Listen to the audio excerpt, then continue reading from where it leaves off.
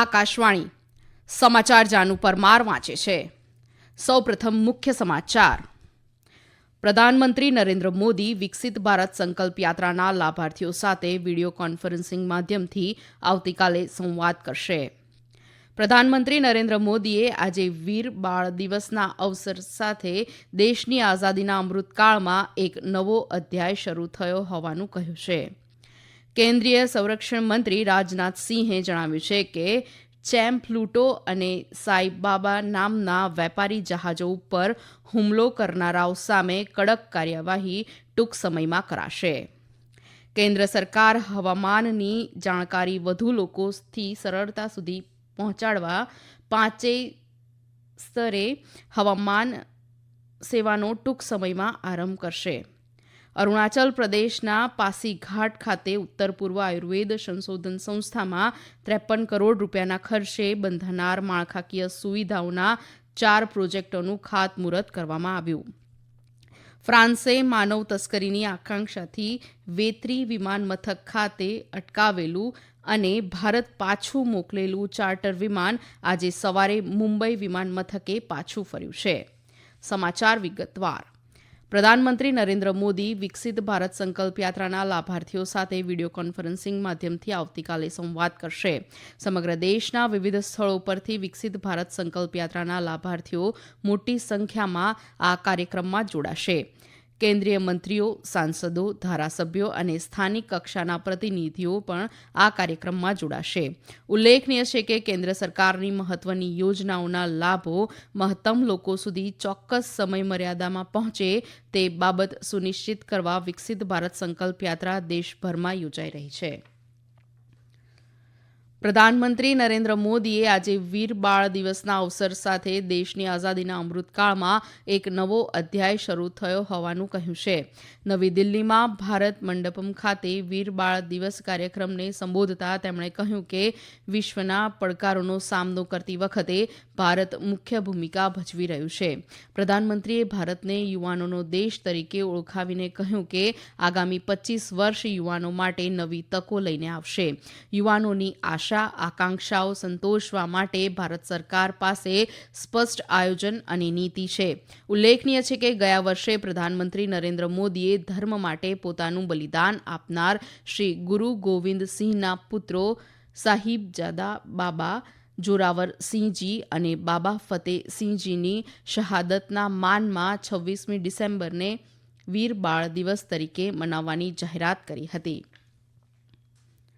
પ્રધાનમંત્રી નરેન્દ્ર મોદીએ આ 31મી ડિસેમ્બરે આકાશવાણી પરથી પ્રસારિત થનાર મન કી બાત કાર્યક્રમ માટે નાગરિકો પાસેથી તેમના વિચારો અને સૂચનો આમંત્રિત કર્યા છે. પ્રધાનમંત્રીએ એક સંદેશામાં જણાવ્યું છે કે અન્ય મુદ્દાઓની સાથે આ વખતે આપણે ચુસ્ત ભારતનો મુદ્દો આવરીશું. આ મુદ્દાને યુવાનો ખાસ ચાહે છે. પ્રધાનમંત્રીએ આ ઝુંબેશના અનન્ય પાસાનો ઊંડો અભ્યાસ કરવા તથા લોકો તંદુરસ્ત રહેવા માટે કેવો વ્યાયામ કરે છે અને કેવો પોષણક્ષમ આહાર લે છે તે વિશે જણાવવા પણ કહ્યું છે. તેમણે લોકોને તેમના અભિપ્રાયો નમો એપ પર જણાવવા અનુરોધ કર્યો હતો. આ ઉપરાંત માય જીઓવી ઓપન ફોરમ અથવા ટોલ ફ્રી નંબર 1800117800 ઉપર હિન્દી કે અંગ્રેજીમાં તેમના વિચારો રેકોર્ડ કરવા કહ્યું છે. આ ફોન નંબરની લાઇન 29 ડિસેમ્બર સુધી ખુલ્લી રહેશે. પ્રધાનમંત્રી નરેન્દ્ર મોદી વ્યક્તિગત યુટ્યુબ ચેનલ ઉપર 2 કરોડથી વધુ સબસ્ક્રાઇબર ધરાવનારા વિશ્વના પ્રથમ નેતા બન્યા છે. આ ચેનલ ઉપર મુકાયેલા વીડિયો નિહાળનારની સંખ્યા 450 કરોડને આંબી ગઈ છે. નરેન્દ્ર મોદી યુટ્યુબ ચેનલ જોનારા અને સબસ્ક્રાઇબ કરનારાની સંખ્યા ભારતીય અને વૈશ્વિક સમકાલીનતાનો કરતાં વધુ છે. કેન્દ્રીય સંરક્ષણ મંત્રી રાજનાથસિંહે જણાવ્યું છે કે ચેમ્પ પ્લુટો અને સાઈબાબા નામના વેપારી જહાજો ઉપર હુમલો કરનારા સામે કડક કાર્યવાહી ટૂંક સમયમાં કરાશે. તેઓ ભારતીય નૌકાદળમાં આજે સ્વદેશી રીતે નિર્મિત 9 સ્ટીલ્થ ગાઇડેડ મિસાઇલ યુદ્ધ જહાજ ઇન્ફાલ સામે કરવાના કાર્યક્રમમાં બોલી રહ્યા હતા. ભારત સરકારે આ હુમલાની ગંભીર નોંધ લીધી છે અને ભારતીય નૌકાદળના જહાજોએ સંબંધિત વિસ્તારોમાં દેખરેખ સઘન બનાવી છે. તેમણે આક્ષેપ કર્યો છે કે ભારતીય આર્થિક અને વ્યૂહાત્મક શક્તિમાં થઈ રહેલા વધારાના કારણે કેટલાક તત્વો ઈર્ષાથી પીડાયા છે. શ્રી રાજનાથસિંહે આઈએનએસ ઇમ્ફાલને ભારતની વધતી જતી દરિયાઈ શક્તિનું પ્રતીક ગણાવ્યું છે. નૌકાદળના વડા એડમિરલ આર હરિકુમારે જણાવ્યું હતું કે ઇન્ફાલને નૌકાદળમાં વિધિવત સમાવવામાં આવ્યું તે પહેલા તેના પરથી જમીન ઉપર પ્રહાર કરી શકાય તેવી બ્રાહોસ મિસાઇલનું સફળ પરીક્ષણ કરાયું છે. તેમણે વર્ષ 2021માં વિશાખાપટ્ટનમ, વર્ષ 2022માં મોરમુગાંવ અને 2023માં ઇન્ફાલ યુદ્ધ જહાજ માટે અથાગ પરિશ્રમ કરનાર બધા જ લોકો માટે આભાર વ્યક્ત કર્યો હતો અને કહ્યું કે આ પ્રોજેક્ટનું ચોથું જહાજ સુરત આગામી 2024માં નૌકાદળમાં સામેલ કરાશે. આ કાર્યક્રમ પછી મુંબઈમાં પત્રકાર પરિષદમાં બોલતા એડમિરલ આર હરિકુમારે તાજેતરના ભૂતકાળમાં વેપારી જહાજો ઉપર વધેલા હુમલાઓ અંગે ચિંતા વ્યક્ત કરી હતી. આ સમાચાર આપ આકાશવાણી પરથી સાંભળી રહ્યા છો.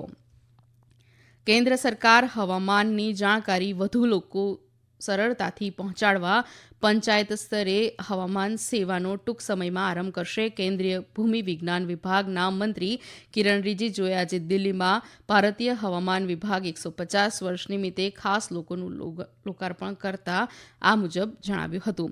તેમણે દેશના વિકાસને સુનિશ્ચિત કરવા વિજ્ઞાનને ટોચની અગ્રતા આપવા ઉપર ભાર મૂક્યો હતો. શ્રી રિજિજુએ આબોહવામાં પરિવર્તન અને હવામાનને લગતા અભ્યાસમાં ભારત કેવી રીતે આગળ છે તેની વિગતો આપી હતી.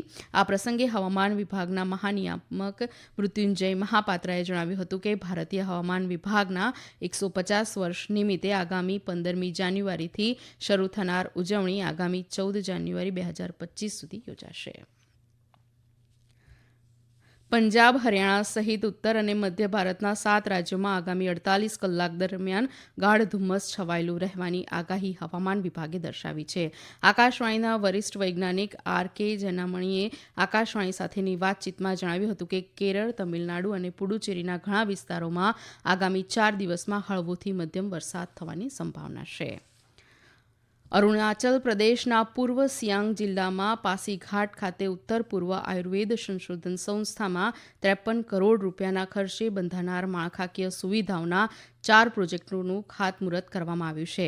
કેન્દ્રીય આયુષ મંત્રી સર્વાનંદ સોનોવાલે આ પ્રસંગે જણાવ્યું હતું કે ઈશાન ભારત વિસ્તારના આદિજાતિ લોકોની પરંપરાગત ઉપચાર પદ્ધતિના રક્ષણ અને તેને પ્રોત્સાહન આપવા માટે કેન્દ્ર સરકાર પગલાં લઈ રહી છે. તેમણે કહ્યું કે પારંપરિક ઉપચાર પદ્ધતિ ક્ષેત્રે દેશભરમાં 900 જેટલા સ્ટાર્ટઅપ શરૂ થયા છે.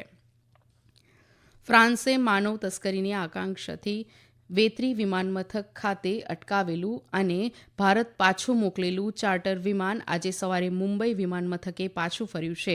ઇમિગ્રેશન વિભાગના અધિકારીઓએ જણાવ્યું હતું કે સીબીઆઈ સહિત વિવિધ તપાસ એજન્સીઓ મુંબઈ પાછા ફરેલા 276 મુસાફરોની આશરે 5 કલાક સુધી સઘન પૂછપરછ કરી હતી. આ પૂછપરછ પછી સંબંધિતોને મુંબઈ વિમાનમથક ખાતે જવા દેવાયા હતા. ઉલ્લેખનીય છે કે ફ્રાન્સે આ વિમાનને ઘણા દિવસો સુધી અટકાવી રાખ્યું હતું.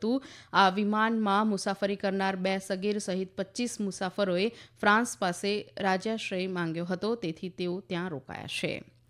રાષ્ટ્રપતિ દ્રૌપદી મુર્મુએ જણાવ્યું છે કે જાહેર સેવા યુવાનોને વહીવટીતંત્રમાં મહત્વના હોદ્દા આપવાની સાથે સાથે દેશની સેવા કરવાની તક પણ આપે છે.